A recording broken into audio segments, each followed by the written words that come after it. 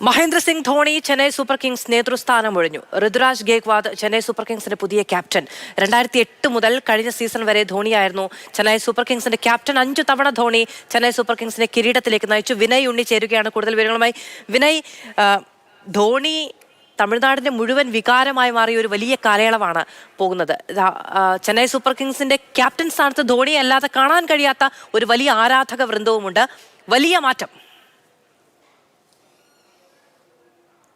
തീർച്ചയായും മധു, തല ധോണി എന്നാൽ CSK എന്നാൽ ചെന്നൈക്ക് തമിഴർക്ക് ഏറ്റവും പ്രിയപ്പെട്ടതായിരുന്നു. ആ ധോണിയാണ് ഇപ്പോൾ ചെന്നൈ സൂപ്പർ കിങ്സിന്റെ നായക പദവിയിൽ നിന്നും ഒഴിഞ്ഞിരിക്കുന്നത്. 2008 മുതൽ IPL തുടക്കകാലം തൊട്ട് ചെന്നൈ സൂപ്പർ കിങ്സിന്റെ ക്യാപ്റ്റനായിരുന്നു ധോണി. ഇടയ്ക്ക് 2016-17 സീസണിൽ മാത്രമാണ് ചെന്നൈ സൂപ്പർ കിങ്സിന് സസ്പെൻഷൻ ലഭിച്ച ആ സീസണിൽ മാത്രമാണ് നായക പദവി ഉണ്ടാകാതിരുന്നത്. ബാക്കി എല്ലാ സീസണുകളിലും 14 സീസണുകളിലും തുടർച്ചയായി ധോണി തന്നെയായിരുന്നു CSKയുടെ ക്യാപ്റ്റൻ. അതിൽ 5 തവണയും കിരീടത്തിലേക്ക് CSK നയിക്കാൻ ധോണിക്ക് കഴിഞ്ഞു. രോഹിത് ശർമ്മയോടൊപ്പം 5 കിരീടം എന്ന റെക്കോർഡ് എത്തി നിൽക്കുകയാണ് ഇപ്പോൾ CSKയുടെ ക്യാപ്റ്റൻ പദവിയിൽ നിന്ന് ധോണി ഒഴിഞ്ഞിരിക്കുന്നത്. ചെന്നൈയുടെ തന്നെ ഓപ്പണറായ ഋതുരാജ് ഗേക്വാദാണ് ചെന്നൈയുടെ പുതിയ ക്യാപ്റ്റൻ.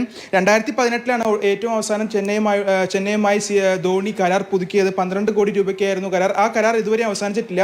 ഇതിനിടയിലാണ് ഇപ്പോൾ തന്റെ 42-ാം വയസ്സിൽ ചെന്നൈയുടെ ക്യാപ്റ്റൻസി പദവി കൂടി ഇപ്പോൾ ധോണി ഒഴിഞ്ഞിരിക്കുന്നത്. ഋതുരാജ് ഗേക്വാദിനെ സംബന്ധിച്ചിടത്തോളം 2019 CSKയുമായി കരാറിൽ ഒപ്പിടുന്നത്. 6 കോടി രൂപയ്ക്കായിരുന്നു കരാർ. ഏറ്റവും കൂടുതൽ ഇപ്പോൾ IPLന്റെ ഒഫീഷ്യൽ എക്സ് പേജിൽ ക്യാപ്റ്റന്മാരുടെ ഗ്രൂപ്പ് ഫോട്ടോയിൽ ധോണിയുടെ ചിത്രം ഇല്ലാതിരുന്നതോടുകൂടിയാണ് ക്യാപ്റ്റൻസി പദവി ഒഴിഞ്ഞു എന്നുള്ള അഭ്യൂഹം വന്നത്. ഇപ്പോൾ CSKയുടെ ഔദ്യോഗിക ഹാൻഡിൽ തന്നെ ഇപ്പോൾ ഔദ്യോഗികമായി ചെന്നൈ ക്യാപ്റ്റൻസി ഋതുരാജ് ഗേക്വാദിനെ കൈമാറി എന്നുള്ള ഔദ്യോഗിക വിശദീകരണം ഇപ്പോൾ CSK നൽകുന്നുണ്ട്. എന്തായാലും 14 സീസണുകൾക്കൊടുവിൽ ചെന്നൈയുടെ ക്യാപ്റ്റൻസി തലസ്ഥാനത്ത് നിന്ന് മാറിയിരിക്കുകയാണ് MS ധോണി.